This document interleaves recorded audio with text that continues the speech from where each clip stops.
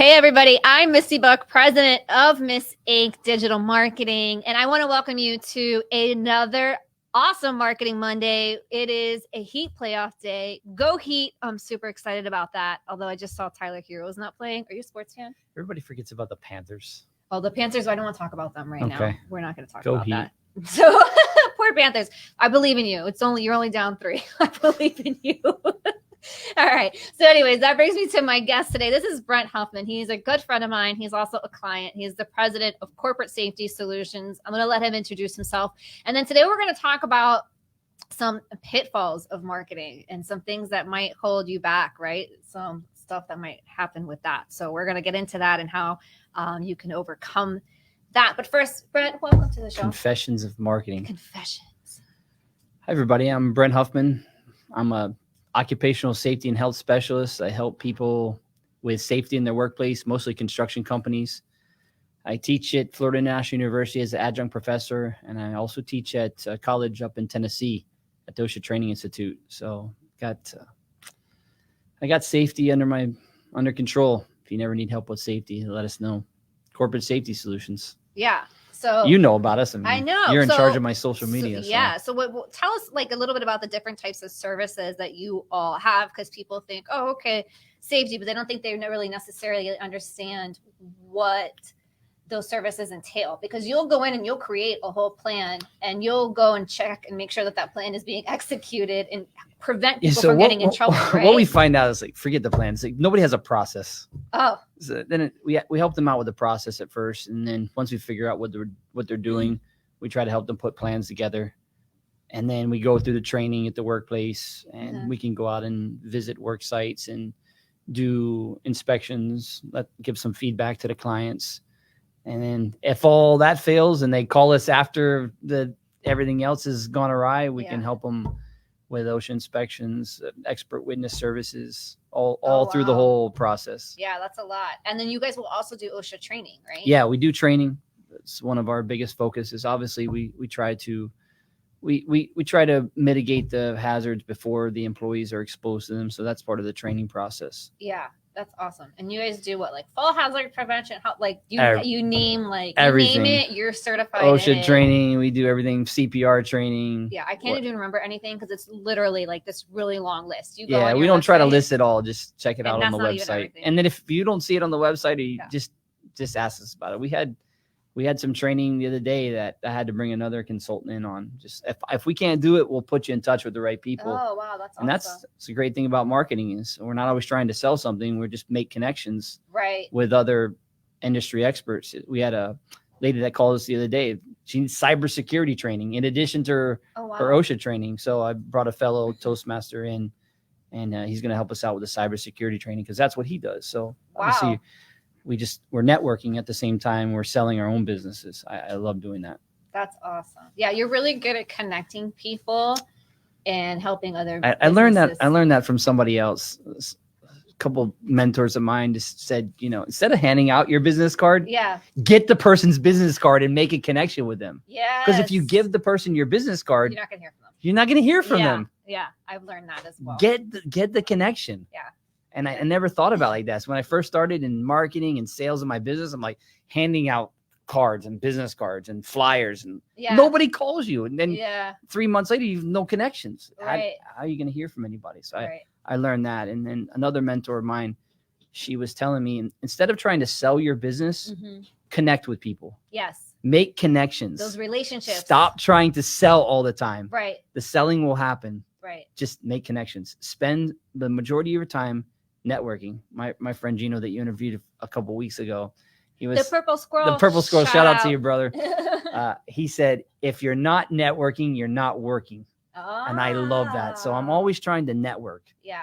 And that's part of working for us. We're networking. Right. Yeah. And you've built up quite a business doing that. But I believe it's also in the quality of the service that you provide, and that word gets around as well. Yeah. And that's part of your brand for most people ask me what I do, and I'm like, I'm an occupational safety and health expert. And they're like, what? Yeah. Why would I need your service? Right. And so you never know who's going to need what you provide unless you make the connections. Right. A lot of my referrals come from a connection of a connection of a connection. Like somebody passed my name along throughout the process, And then when I talk to that person, I'll ask them, hey, how did you get my connection? Right. Oh, this guy told me that this guy told me that this guy. So it was like a trifecta of people that connected that person with me. And that's how good the networking is. Wow. I even get connections from the, expert services, and it was passed on to between 2 to 3 people before it got to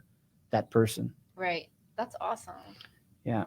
That's super cool. So I think that's a good actually first tip, because when people, they're going out, they're networking, and they're getting frustrated or anything in their marketing, I think it's really good to remember that it's about building relationships and sustaining those relationships by staying top of mind. So to that note, we were talking a little bit off air. He surprised me with something. So I've been doing his social media for like 2 years now? Yeah, just a little over 2 years. At least that, a little over 2 years. It's like 2.5 or something. And he tells me right before we go on air that late last year, I did not know this, he was about to pull the plug on all of his social media, right?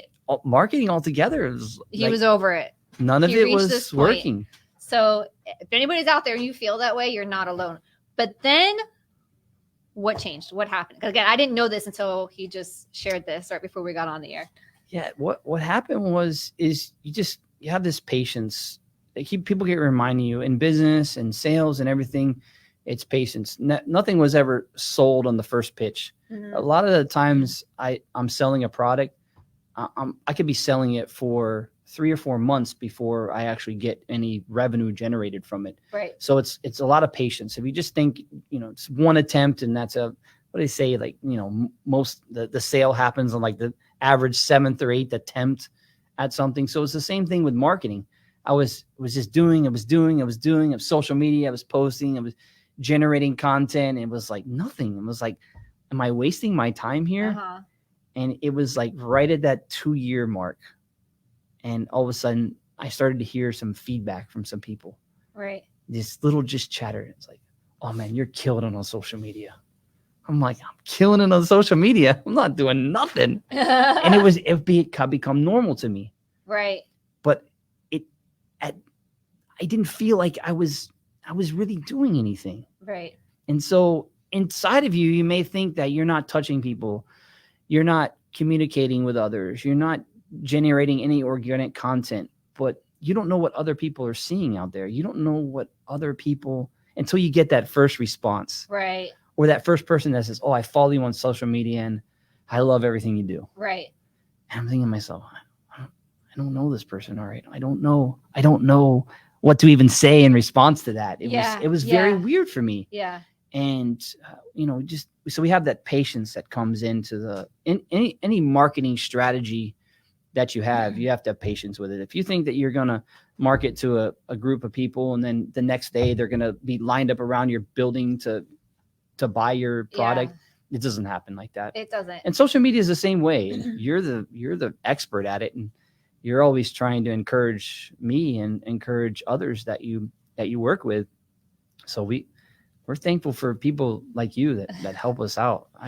I wouldn't be able to do it all by myself. Yeah, it's a lot, but I love what you shared, because I think that there's a lot of people who feel that frustration, and I talk about this a lot with people when they're building their marketing, whether it's social media or otherwise, but particularly on social media, because you can see the number of likes, you can see the number of comments, you can see the shares, you can see if the messages are coming in, right? The views, like you can see all those analytics, and we send you a report every month. Yes, you do. Analytics, so you can see and that. I share it with other people that aren't believers too. Uh-huh. Like a lot of people will see like, oh, my post got 500 views, but nobody liked it. Right. Or I got 50 likes on something, but nobody commented. Right. But here's the thing. This is the tricky part about this, Brent. So that I had to learn that I've learned the hard way several times over, by the way. People they're always watching.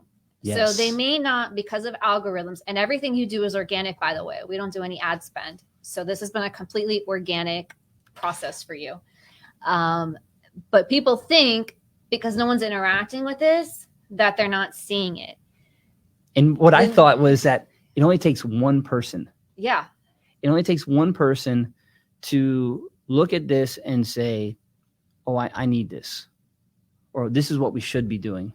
Or that's a good idea. Mm-hmm. And it doesn't even have to be that person. It could be the secretary of that person, Right. or the friend of that person. Right. Oh, you were talking to me the other day about whatever it is, whatever your business is. You were talking to me the other day about this, and I found this person, and I wanted to put you in touch with that person. Mhm. That's how it happens. Yep. Nobody ever contacts me on social media. It's like, oh, contact me through DMs. Right. Never gotten a DM from anybody. Right. I always get a call. Uh-huh. I always get an email. Right. Oh, I'm passing your name along to this person that needs help on this. But, I knew, because I followed you forever on social media, I finally found somebody.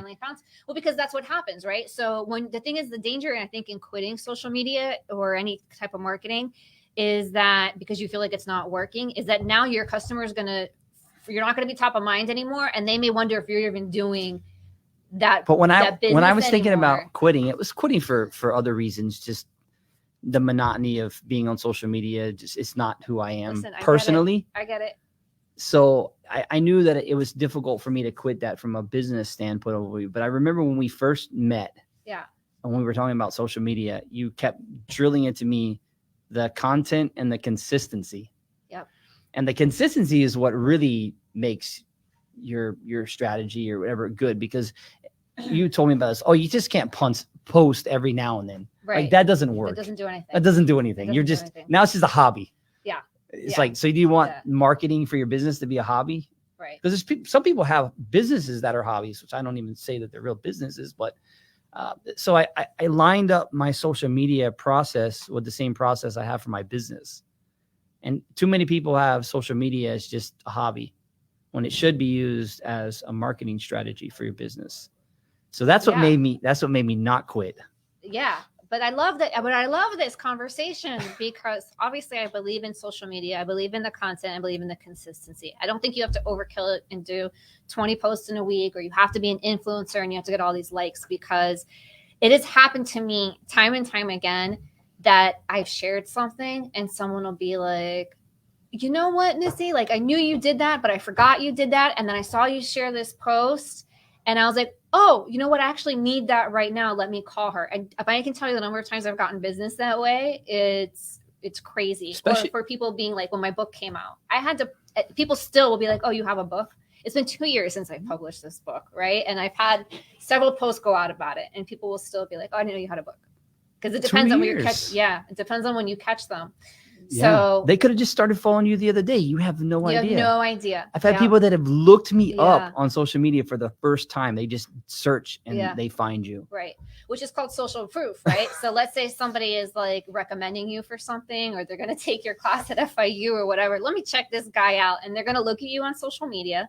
And when they see that matches who you are, it goes a long way for cementing that trust. Let me tell you, they match it up. So talk to us about that. No. So I'm an expert witness as well. So my information is public through the university system. My resume is on their website. A lot of stuff is out there about me.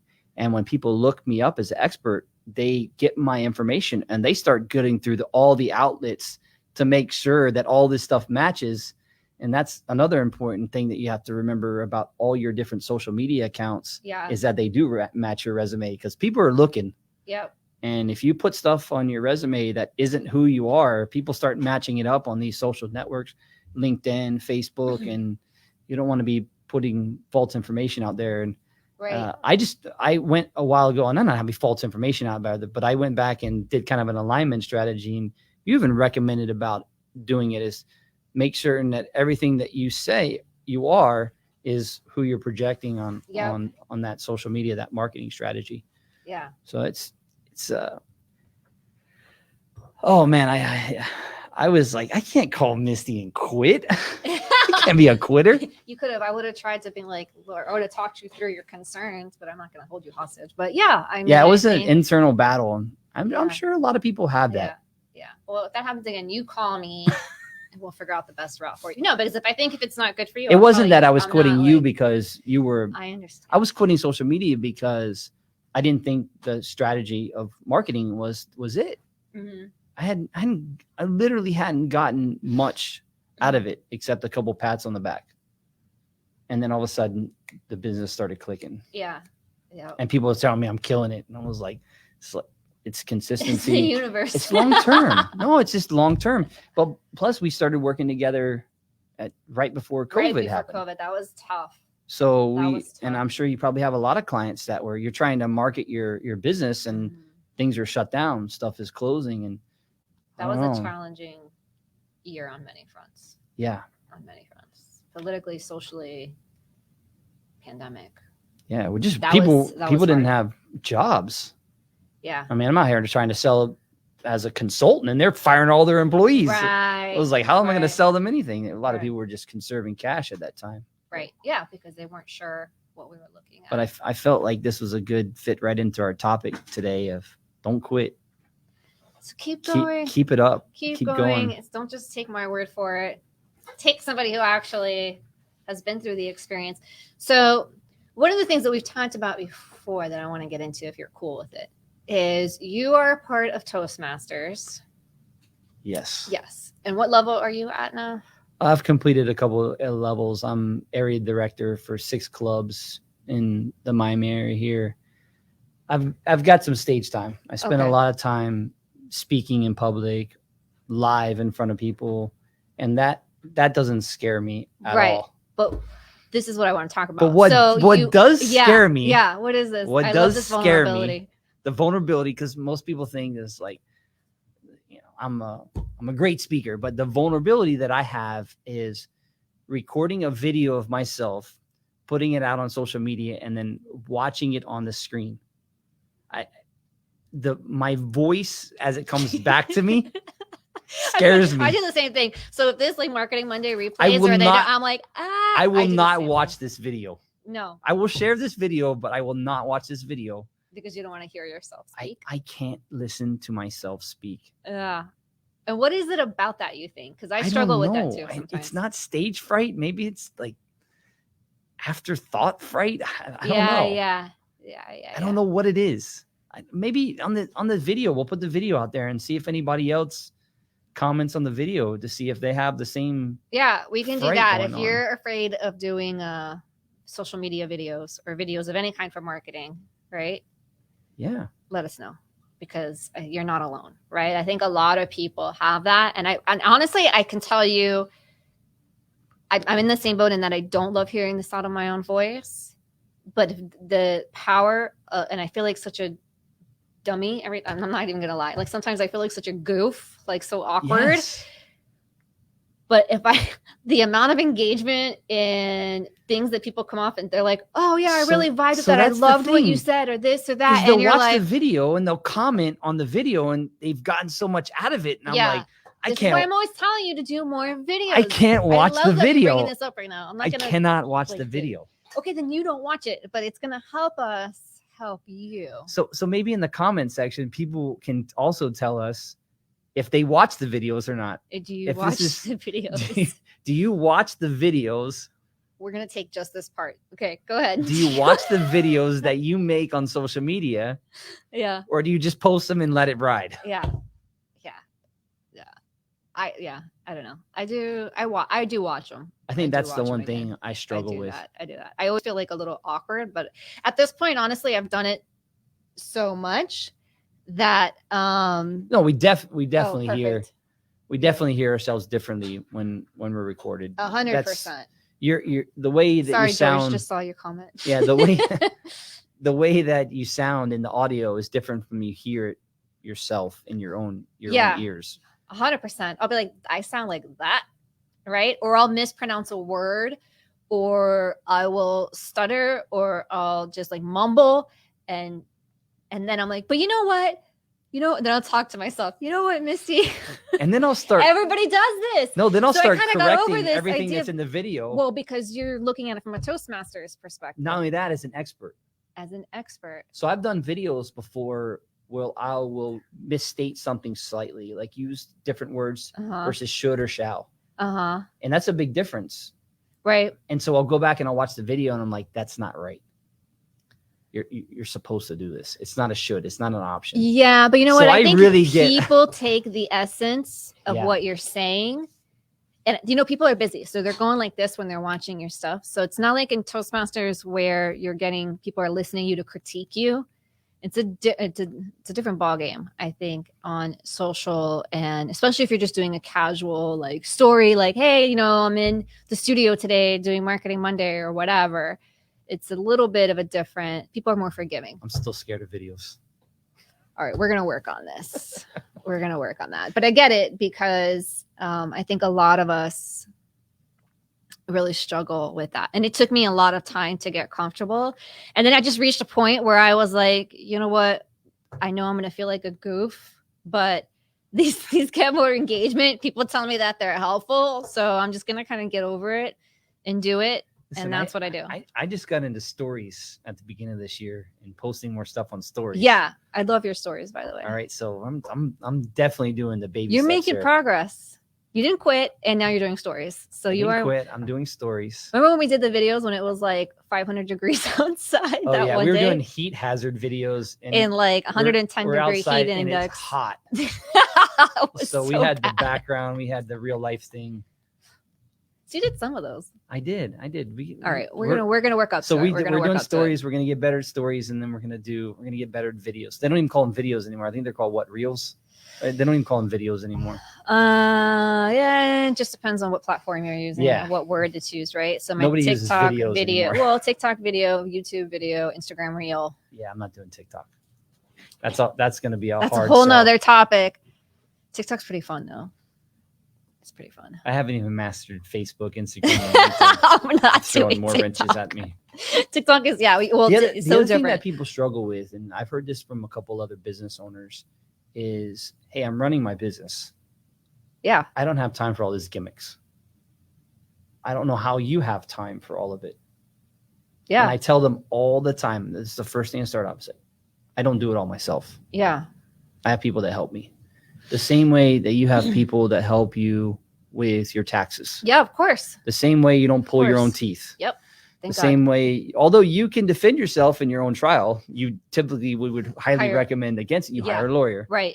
Right. So you have to hire somebody that is an expert in this social media stuff. No, I agree with that. Whether it's you hire the person inside your own company, you hire a consultant. That's one of the reasons why I get hired. Right. And they try to do things themselves. They fall flat on their face. They get into a whole bunch of trouble. And you want to talk about time suck. Forget money. You want to talk about wasting time. Yes. And I've talked to people about wasting time on social media with some of the posts that they do. Yeah. Where it's got no tags, it's got no hashtags, it's got no likes, or just posting. And I'm like, you're not doing anything. Yeah. That's a complete waste of time. Yeah. Well, like you said, it's a hobby, or maybe it's a personal account, but there is definitely a strategy to using it for business. And there is a strategy for each of the networks. And when I first started doing this 15 years ago, it was a lot different than it is now. And that's why a year ago, it was different than it is now. That's why you hire an expert to deal with this stuff. Right. And I've told a lot of business owners, you need to hire somebody to help you with your social media. The same way you would hire somebody to build your website. You can tell the difference between a professionally built website and somebody that did it as a hobby. Right. The proof is in what you see there. Yeah, no, 100%. I think that it's in all areas. So, like you're building your house and putting up a new roof, I'm not doing that by myself. Yeah, there's a lot of people that try, but you see the differences. Not happening. I painted the outside of my house myself. Never doing that again, by the way. But we did do that. So I have a question for you on Marketing Monday. The questions are not always targeted at the audience. They should be only to you. I have a question for you. Is how do you relate followers and connections and all of those? I mean, what is the expectation? I mean, I always thought that something should be growing. Like you should be growing your following, growing your connections. What happens if you're just stagnant? How do you help grow those followers? That's a great question. And there's multiple answers. It just depends on, again, the network and the business and your goals, right? And your audience that you're trying to reach. So these are all a variety of factors. Unfortunately, there's not a 1 + 1 = 2 answer to this. If there was, and I figured it out, I'd be a billionaire by now. So, but I haven't quite figured out that formula because marketing it's a little bit of a science, but it's also an art. It's kind of a mixed bag there. So I think that you have to kind of take a look at an analysis of where you are. But I think before you do any of that is sort of figure out where you're at, because people get really stuck on the number of followers. And yes, it's awesome to have a lot of followers, but sometimes I go to these accounts that have 500,000 followers and their posts on average are getting 100 likes. Where are the rest of your followers, right? Are they really engaged with your content? I'd rather have an audience of people who are legit interested in my content and what I'm doing and want to interact with me than have all these different followers and it's like, you know, they never see me, they never want to talk to me like that, right? So it's like quality over quantity. You look at I think that's definitely a big part of the equation. And then you just work on building your network. And how do you do that, right? So one way you mentioned stories is a really good way, especially when you're tagging other people, tagging locations when you're at them. It just gets it a ton more visibility. Using those features. I started doing that. I would tag people in stories, and then all of a sudden you get like 14 followers, like bam, bam, bam. Like because what's happening is they're going to reshare the story, and now someone sees your brand and they go, "Oh, let me check this out. That's interesting. Let me follow them," or whatever goes on in their mind. So it definitely makes, or if you're at a location, you do the post, you tag the location in your post, like, on Instagram. So there's lots of different things to do. So we are getting the wrap up here. Oh, wait, there's another Misty, question. Do you like Facebook or Instagram better for marketing? Sorry, I have the camera in front of my face. And my hair is a little bit of a mess. Why didn't you tell me that, George? It's all part of the Yeah, so I think it depends on who it is that you're trying to reach. Are you willing to put advertising dollars into it, and it just depends who your market is, right? And your audience, their demographic, where are they spending more of their time? I have been getting of late, I'll be honest with you, the most referrals that I get on social media come from Instagram and LinkedIn. That's me too. And one thing you showed me about Instagram is because they're owned by the same company, that you can post on both platforms. Yeah, you can post on both platforms. So that's helpful, because a lot of people are either doing Facebook or Instagram. I don't know that they do both. They can do both. Sometimes I shy away from doing that automatically, because sometimes it won't format posts the same, and it won't look right. The tags won't work all the same. And then you get in the habit of not checking those posts. So let's say you're doing it on Instagram and it automatically goes to Facebook, and you get in the habit of never looking at your Facebook and there's comments on there. Because I've seen people that do that and they tag and do other things, and none of the links work. It doesn't work on Facebook. But also, like, maybe they're not going to their Facebook page, and so they're not seeing the comments on that post. Maybe they're not seeing the messages that come in, and now people think that you're just ignoring them, right? So that's another pitfall of that. I think you have to be active wherever you're going to be. So we really focus on that. So all right, we just have a couple minutes left. So do you have any other tips that you want to share? Or man, I mean, you're a lot. I mean, you're married, you got 2 young kids, you got the business, you're here, you're there, you're a professor, you're in Toastmasters, you got corporate safety solutions, you're doing stuff with the tip that I've been working on the most is I just try to connect with people. That's the biggest thing. Man, I stopped selling my product. I really did. Mm-hmm. I felt like the best way to do it was to connect with people, ask them what they do first, find out a lot about that person. Right. And then obviously they're going to ask. So you start talking to somebody and you find out what they do. They're going to, so what do you do? Right. Yeah. So with these, by the way, so those LinkedIn messages that you get that people are like, you instantly connect with them and they're like, hey, I have this package. Why don't you check this out? Watch this video. I'm never going to look into that. But if you were to be like, hey, Misty, your profile looks super interesting. Tell me more about what it is that you do and who you help. Now I'm going to engage in a conversation. Immediately when I get a connection from those people and it follows up with a message, I'm totally disinterested in it. Yeah. You're like, okay, I feel like you just spammed me. Right. Yeah. So like, you don't want to connect with me. You just want to sell me. So to your point, I think as we wrap this up, focusing on, I just got the wrap it up language as we focus on that to focus on the relationships that you're building, no matter what marketing that you're doing. Build the relationship, focus and put the on content. the relationships. Put the content out. People are going to be stay interested top in the of content. mind. Don't let your foot off the gas on that, and focus on building relationships. I think those are 2 keys. Misty Buff. Awesome job. Best in Thank the you for business. being here today. I want to thank our guest, Brent Huffman, for being here. If you want to reach him, it is corpsafetysolutions.com, right? Not corporate. Yeah, just corp. We shortened it up. corpsafetysolutions.com. Same as on the Instagram as well. Yeah, and he's on social, so you can look him up there, connect with him there, and that's it. So I want to thank you guys for being here for another Marketing Monday. Thank you again for your time. Thank you. Appreciate it. Next week is Memorial Day, so we will not be here, but we will be here the week after. We have a full schedule in June for you all, so be sure to stay tuned. And thank you, as always, for being here. Make it a blessed week. Go Heat, go Panthers, and we'll talk to you soon.